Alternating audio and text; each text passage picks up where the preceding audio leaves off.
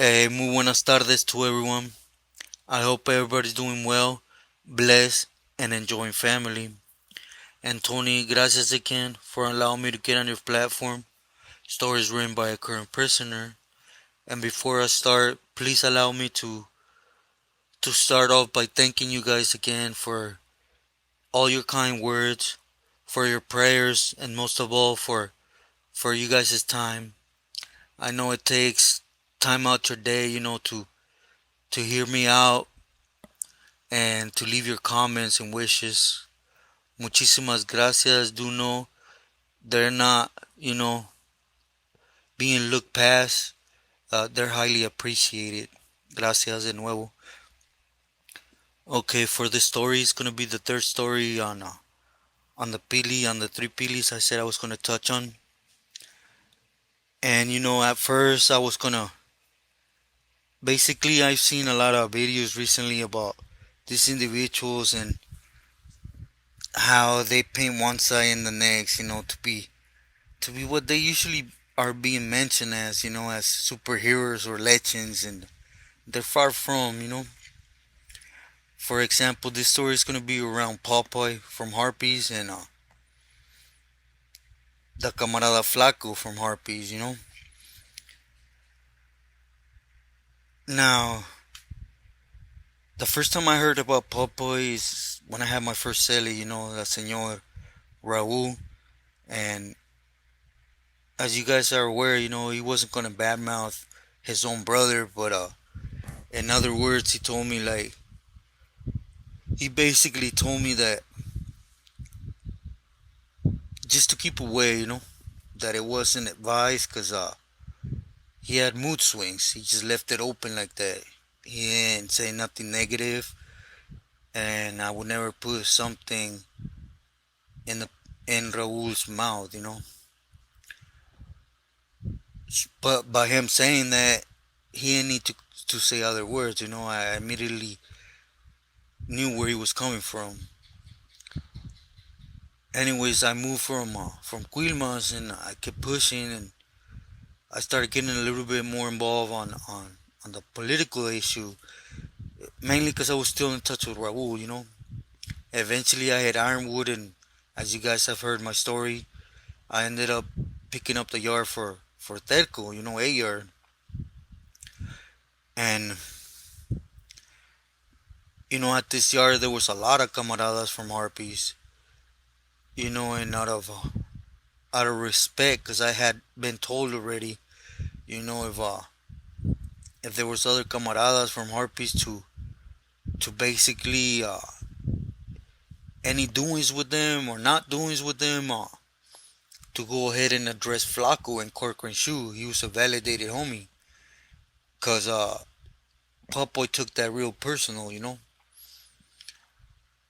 So I had the blessings or the good luck that while I was in Ironwood, I never had no bad crossings with the camaradas from Harpies. So, but out of respeto, we opened up those avenidas and I struck off Flaco just to extend my saludos, mis respetos, and he did as well. So we were aware of each other. Now, as time passed and I went to Tehachapi and everything, I kept hearing more about, the Senor Popeye. And he was far from being one of those, that was a legit senor per se with camaradas. Mostly in Tehachapi, as I mentioned before, I had senores on my van, and we're back there in the shoe. And at this time, me and my cuartero, we didn't have a tubo, we didn't have a radio, nothing. So their conversations, even if we try not to, side buzz, we were still able to hear them. So at this time, they were upset. They were upset because Papa wasn't just power hungry with the camaradas. He used to push his weight around with his own organization, with his brothers. I'll give you guys an example. There was a misunderstanding on the streets amongst Peelies and Harpies gang. And Popeye felt so much superior than the other Pilis that he ended up taxing the Pilis, but not only taxing them, but he had addressed them to the point where what they were going to pay, they were going to pay to Harpy's gang. Now, just picture that, picture the machismo that Popeye hit with other Pilis. They he basically told him, I'm stronger than you and you're going to do this. And not only that, but you're going to, buck down and admit you're wrong and pay the gang, And a lot of carnales took this to offense, which is understood, they're all power hungry and think they're superior than camaradas. But, he was just one of those individuals in everything he did, Because, to be sincere, he had a lot of power, He had a lot of people on the inside and had a lot of people on the outside, So he had that who. He was one, I'm not going to say ass Wettersherm, because Wettersherm was just something else, but he was up there, He was up there, back there, and he always did that with his hermanos, He always felt he was superior and used to tax them, or left it open like that, but basically training them. So, needless to say, he had other individuals already gunning for him, And on the inside, the one that used to run his whole carro, his whole ranfla was Flaco, He was the one running whichever yards he was on, and you know, he was up there. He implemented the Mesa system, and he did a lot, Now, though, for those hearing me say, Flaco, I'm speaking about the older Flaco, you know, the one he's older than me, but there was three Flacos working for Papa, There was another homie from Harpies as well. They called him Flaco or Little Flaco. And then, there was another Flaco underneath him that he was from Tijuana, He was a paisa. He was one of the main ones that had that avenue open, that pipeline going straight to Harpies to this side of the border. Okay, and just to move a little bit forward, by this time, time went by. I went to Corcoran. I got validated, and we weren't in the same block, me and the camarada Flaco, but we were in the same side of the shoe, in Villar. So we had the pleasure to striking up on my pilis to one another a lot more, and he was a feed me individual, He just had a lot of responsibilities, a lot of headaches. Because like I stated, he was in the system. He was Popoy's secretary, the ones that didn't even need to bother Popeye with a lot of decision making. But this went by, and I want those that are starting off, thinking that everything's cool as long as you maintain solid or loyal. Now, let me just put a little perspective on Flaco, He had been down, I believe at this time, about 20 years too.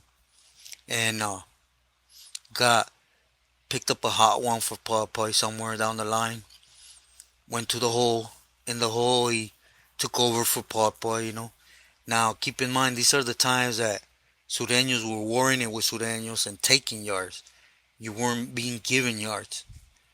So he took that yard, he got validated, and he sat back there for like 15 years doing things for Popeye, addressing things, being a three-way to the streets, in the sense, if something happened that needed to touch Popoy's ear immediately, Now, Flaco had a carnal or cousin. I apologize. I'm not. I don't really. I'm not really 100% sure if either or. But out on the streets, I guess he was moving their work, And one time something went bad with the material, or I don't know, but he was short. I believe it was $300.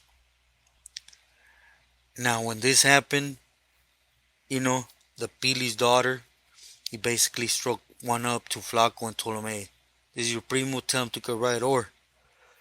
So, the camarada took the proper step, went through the proper guidelines. He got at the señor and told him, like, look, please give my carnal or primo quebrada, and if deadline hits and he don't pay, I'll take care of it.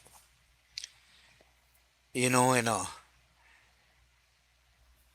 keep an eye, youngsters, because this is how much a sureño's worth. After whatever you do. Anyways, the 2 weeks hit. The daughter and the son-in-law weren't happy with they had not been paid.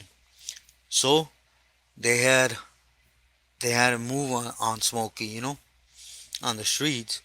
So when this happened, of course, Flaco had spoken. They had gave him his palabra that they were going to wait on him.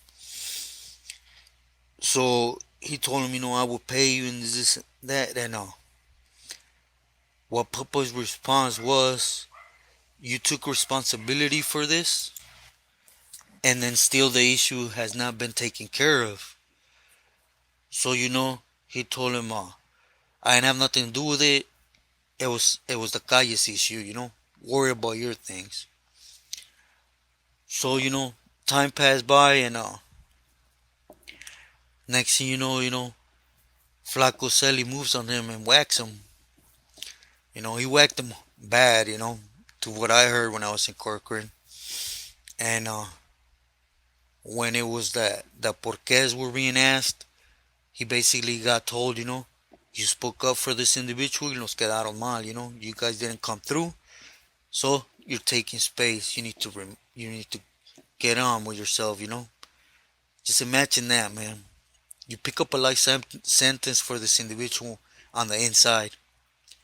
You go ahead and start suffering and sit down for years after years, working, doing things for this individual, and over $300 over not showing him love by giving you a little bit of time to get that money there, by not even giving you that at least up front, Charles, you got this coming, and allow you to defend yourself as a man. He hadn't moved on, snakily, like he was trash, sorry to say this, but it's what they do, They usually always say, you're taking space. There's 1,000 behind you that want to be in that space, so, ahí te ves. Now, this is when, in my opinion, this is when Popeye's world started coming down, His whole power shifted. Because, like I stated, he was strong, in and out. But, Flaco felt betrayed, and you can't blame the guy, right? Now, I don't agree with his next steps, though. He actually started working with the squad and the Federicos, and he just basically added to what the feds, I think, already had against his daughter right before, right before she got busted. And, when she did get busted, Papa was furious, So his response, instead of, he knew exactly where it was coming from, but his anger was directed again against people that did not deserve it, people that were loyal to him, as they all do, So what he did is, he was mad at one Flaco, so he had the other two Flacos removed. Without even knowing him, he sidelining them, and they had gotten whacked and removed. So there's your answer for those that on the comments ask me, is there a lot of people on the side that deserve to be over there? Nah, there's a lot of people on that side that power hungry, tecatos, put him on that side over their own machismo and pendejismo, to be sincere. And Anyways, he had all three of them removed, but Popeye had that complex to him, he thought he was above a lot of pilis. For example, for those that were up in the bay, you know, him and Toñito were bumping heads, cause when the mesa was built up there, Toñito wanted to be on that seat, but due to his wiggle, to his bad doings, he didn't. So they went back and forth, and back and forth. You guys know what that means, They had little activities going amongst camaradas on yards, and they had the bad blood. Now, for those that say, camaradas were blindsided when they got promised, when they hit Toñito, that, nah, man, everybody knew that Papoy promised a lot to a lot of camaradas, and it never went through. It never went through. So when he sent his crew after Toñito, as a soldado, you gotta do your homework, man. You know, and I say this from personal experience.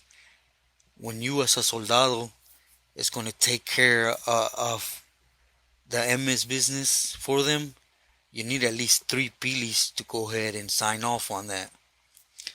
You can't go off on one pili's word that everything's gonna be okay. Nah, you gotta cover your butt, which when Toñito's issue happened, they never did.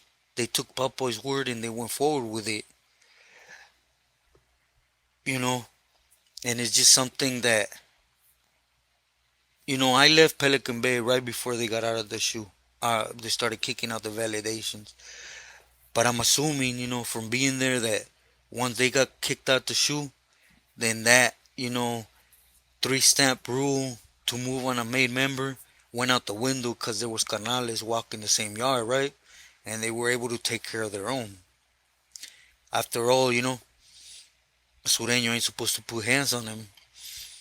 They were being permitted with the three stomp sign, as you guys know my story, with no repercussions, but it was different, everybody was slammed still.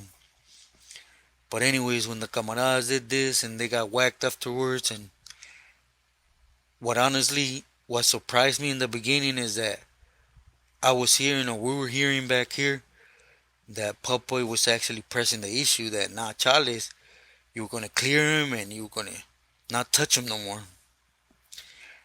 But it's just the way he was. He thought he was better than even his own carnales. He was used to always getting his way with his carnales, making them do what things out of norm. So he was trying to push his weight on his carnales. So by this time he had a lot of tail that was following him. A lot of things, and he had lost all his grip on the streets and in a lot of yards. So it's why I think, they decided to go ahead and have Spy move on him. You know,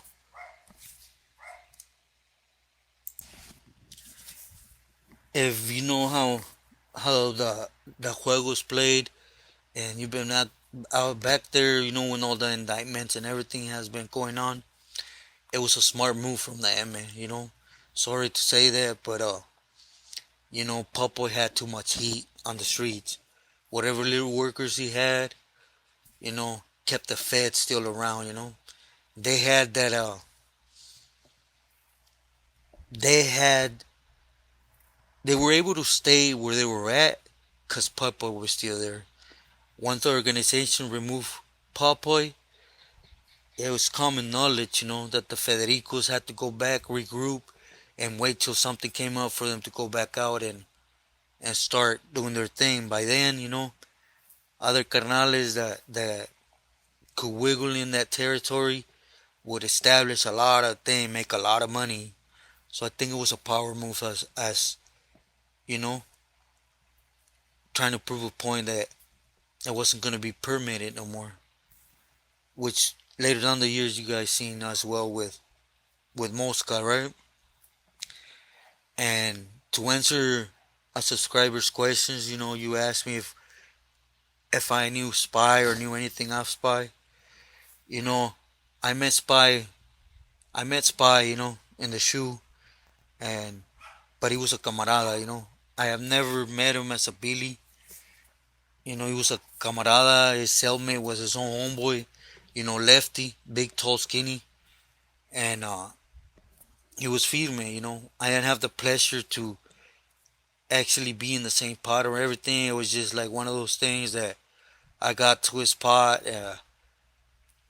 but due to validations or however they work the validations, I got moved to three right. And later on the line, yeah, I heard that he became a carnal, and but he still had to earn his bones, cause it's funny how they work. Some of them have to earn them bones, and or maybe just it just presents itself, for them to earn them, and I think that's what this case was. Basically have him earn his bones and remove that old man from harpies.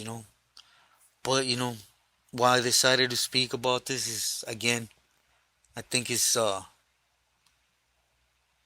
real low, to come on here and glorify these individuals if you weren't ever sitting back there. Or, I understand there's views or whatever in the mix, but there gotta be some type of homework doing before you speak on it. That's why, since I got on here, I stated, if I don't have first-hand knowledge of it, I'm not gonna speak about it. I could sit here and tell you guys 1,000 patoaventuras, from me being in that 1 yard I heard from the other 3 yards. But that's what I don't want to do. I came on here to tell my story in the hopes that, I could be a help to someone the way I would have wished someone had spoken out so that I could have decided what to do. Not trying to make nobody's mind up. I ain't even trying to tell you, that I'm this, and that. I'm a pendejo, straight up. And I ain't worth anything. I'm basura. I'm whatever you want to call me, right? But at least, look in and be like, but I'll be damned if I'm that pendejo.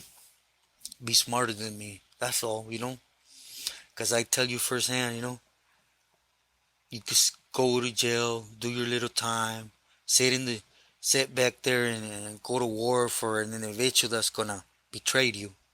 Because that's what I got, for over 20 years of wiggling in the system, in the shoe when it was the shoes, in the feds, out on the streets in Mexico. And at the end of the day, as you guys will hear at the end of my story, they basically didn't care about that.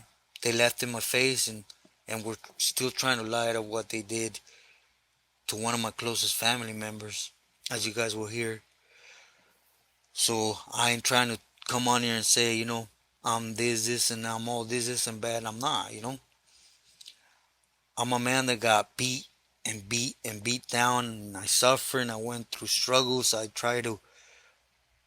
always try to do things right, but I was always in that cup, you know, full of water, feeling like I was drowning, and I never got out of it. The whole time I was trying to do things, so I hope my story could be used for someone to never have to go through that. There is no glory in prison, there is no glory following these individuals. Time and time again, you guys hear all they care about is, their pride, their power, their money, and, sus vitaminas for the avena. That's all they care about, man. You could do years and years and years of correct, and one day, he tries to get out of bed and slips, and oh, it was this guy's fault. Whack him. It's that simple, man. They really don't have no type of love for camaradas, for sureños, So if you're a gangbanger, stay loyal to your gang. Be that. Don't try to please someone outside your gang, because it's just not gonna get nowhere, you know. And if you have true homeboys from your gang, they're gonna try to guide you to, man, to get out the ghetto, man. We come from the gutter, but don't mean you gotta stay in the gutter, you know, or in something even worse. It's just the way I see things, you know. But you know, I don't want to get all preachy on here. Just thought I would touch on this, you know. What I'm trying to say, you know, when I say I'm a pendejo, basically I'm trying to put out there, you know, be smart, man. Be smarter than this pendejo that honestly, you know, I don't know what's gonna happen tomorrow, you know. I start chemo again Monday because of a lot of issues, but I have faith, you know. But again, I'm ready, you know. If that's the case, it's okay. I'm at peace with it, you know. So just look in and be like, I'm gonna be smarter than that. That's it, you know. I don't, as you guys have known me, I don't come on here and glorify nothing I've done. Nothing. Because all my decisions, from the minute I started game banging to till about a year ago, were straight pendejadas, straight up. Bad decisions after bad decisions that left me down an alley of putting in time, suffering, and at the end of the day, I have nothing to show for. Not one thing. But a lot of tears for my jefita, for my family members, and but anyways, mi gente, I apologize if I sidetracked it from the story on hand. Again, muchísimas gracias to everyone. I sincerely mean it. Tony, I appreciate you, brother, for allowing me to get down here and for everything that you do, man. So with this said, please always stay true to yourself. Stay loyal to your loved ones. Be smart, everyone. God bless everyone. Gracias.